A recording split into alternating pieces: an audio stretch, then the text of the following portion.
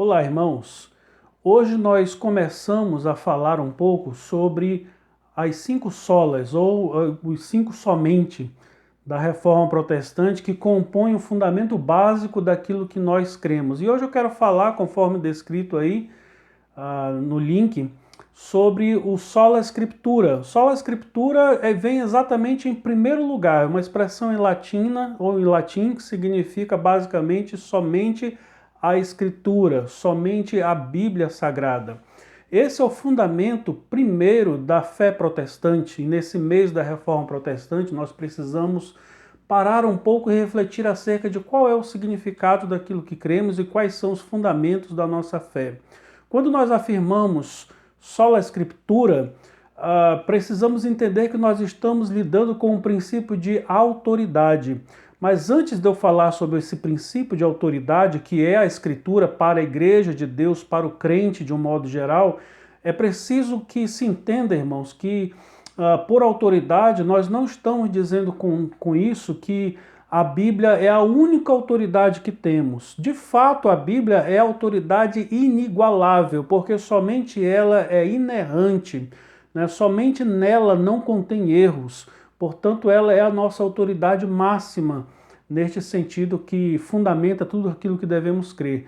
Mas isto não significa dizer, por exemplo, que temos os pais da igreja, que temos os escritos dos reformadores, que temos as nossas confissões de fé reformada, que também nos servem de parâmetro fundamental, autoritativo para aquilo que cremos. Mas é claro que tanto nos pais da igreja, tanto nos reformadores, como também nas confissões de fé reformada, com certeza nós podemos dizer que são falíveis, porque tais homens que escreveram e que fizeram esses documentos importantes para nós, que pode-se dizer que compõem um arcabouço de tradição para nós e que é muito caro a nós protestantes, eles não escreveram e não falaram debaixo da inspiração do Espírito Santo, tal como fizeram os profetas e os apóstolos do Novo Testamento.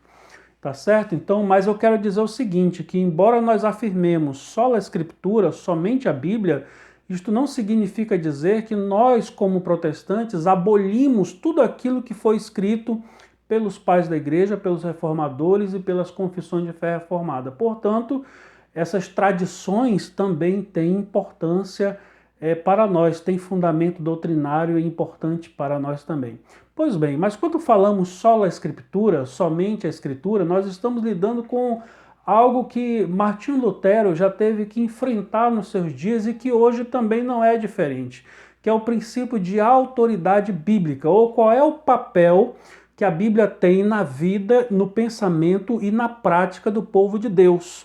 Então, basicamente consiste nisso, porque é um grande erro pensar que a Bíblia está aqui para servir ao povo de Deus no sentido de que como se ela estivesse debaixo da autoridade da igreja ou debaixo da autoridade de uma pessoa. Não, foi exatamente isso que Lutero combateu já nos seus dias, quando a igreja cristã da época estava colocando a tradição, os pais da igreja, os documentos e o próprio princípio papal acima da Escritura Sagrada. Acima da Escritura Sagrada. E ele se levantou contra isso, para dizer que é exatamente o contrário. Ora, irmãos, somente a Bíblia se coloca e se apresenta a nós como sendo a palavra de Deus. Um documento, por mais importante que seja, como uma confissão de fé reformada, ela não é a palavra de Deus. Uma confissão de fé não é a palavra de Deus. Os escritos dos pais da igreja não são a palavra de Deus e nem os escritos dos reformadores. Mas a Bíblia, e somente a Bíblia, só a Escritura, somente ela é a palavra de Deus. E como apontam as nossas confissões de fé, ela é o princípio básico daquilo que cremos e daquilo que praticamos. Ela é o fundamento, ou ela é a regra, como nós dizemos, né? Ela é a regra da nossa fé e prática. Aquilo que cremos é aquilo que praticamos, como igreja e como crentes, devem estar pautados naquilo que a Escritura nos ensina, naquilo que a Bíblia nos diz. Existem muitas passagens que nos falam acerca da autoridade da Bíblia dentro da própria Escritura Sagrada, onde ela mesma deixa clara acerca dela, de como ela é importante para o povo de Deus de todos os tempos. Nós temos, por exemplo, o Salmo 1, que nos fala sobre isso. Nós temos o Salmo 119, que é um salmo de louvor à palavra de Deus, à Escritura Sagrada de um modo geral. Nós temos várias passagens, Paulo escrevendo a Timóteo, que toda a Escritura é inspirada por Deus, útil para o entendimento, para corrigir, enfim, para toda a prática dentro da igreja do povo de Deus. E uma das passagens que me chama a atenção, em que mostram esse princípio autoritativo, é Lucas 16, onde Jesus fala da história do rico e de Lázaro. É muito interessante essa passagem. Aqui uns colocam como sendo parábola, outros colocam como sendo um fato real, porque Jesus, sendo Deus, ele pôde realmente contemplar isso, mas isso não vem ao caso. O que eu quero pegar exatamente desta passagem é exatamente o finalzinho ali, a partir do verso 30, 31 por aí, quando, por exemplo, Abraão que aparece ali, nós conhecemos um pouco dessa história, onde o rico morre e é jogado no inferno, e Lázaro, né, aquele mendigo, ele é colocado junto ao seio de Abraão.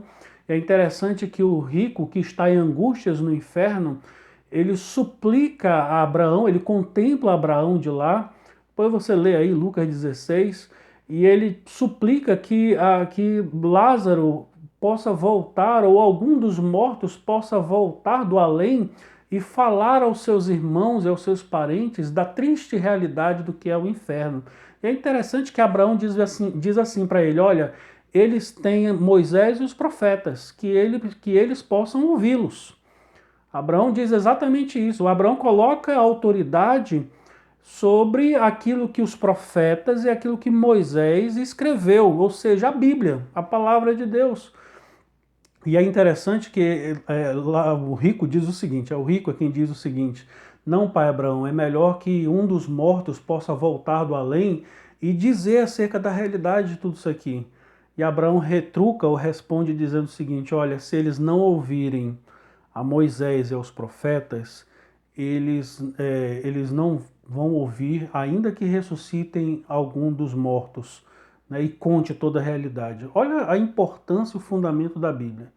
Jesus está nos ensinando com essa passagem que, mesmo se um grande milagre, um grande feito acontecer, se alguém que vem do além, imagine uma pessoa que já estava morta há anos, ressuscita dos mortos e fala para as pessoas: olha, eu vim do além e de fato o inferno existe, o céu é real, Cristo Jesus é o único caminho da salvação e tudo mais.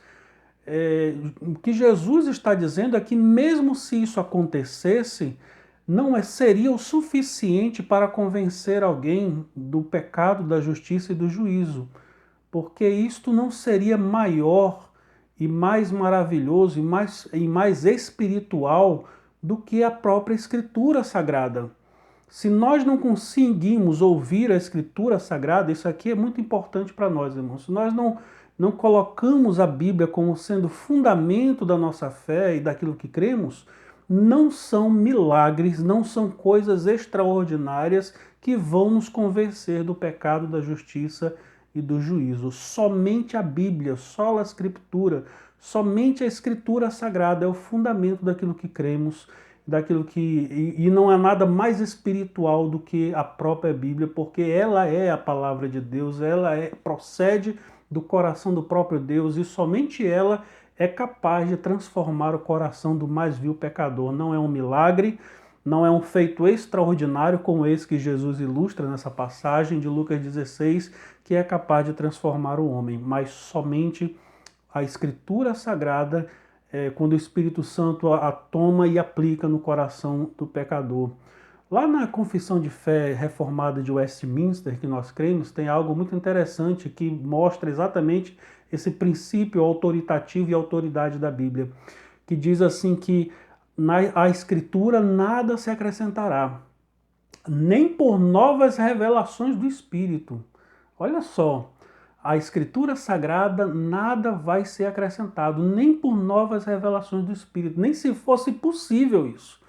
Me faz lembrar aqui o apóstolo Paulo escrevendo aos Gálatas, por exemplo, quando ele diz lá no princípio, lá no primeiro capítulo de Gálatas, ele diz: olha, mesmo que um anjo vindo dos céus vos pregue um outro evangelho diferente daquilo que eu vos tenho anunciado, que ele seja maldito.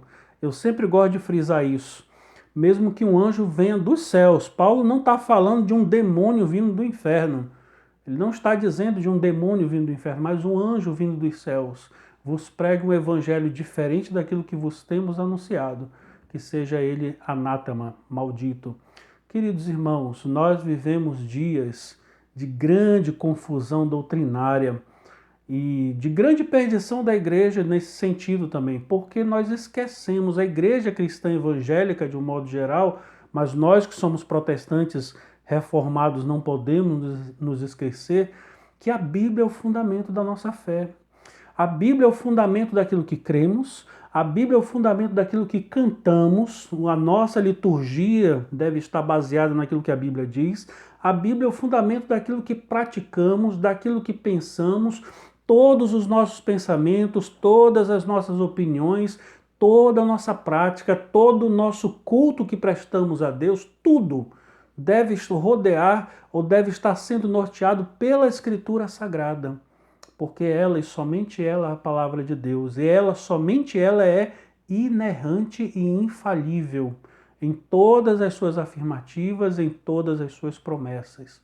Então, não é um homem, não é um concílio, não é uma confissão de fé, nem os escritos dos pais da igreja, nem mesmo os escritos dos reformadores são infalíveis e são o princípio máximo da autoridade daquilo que cremos.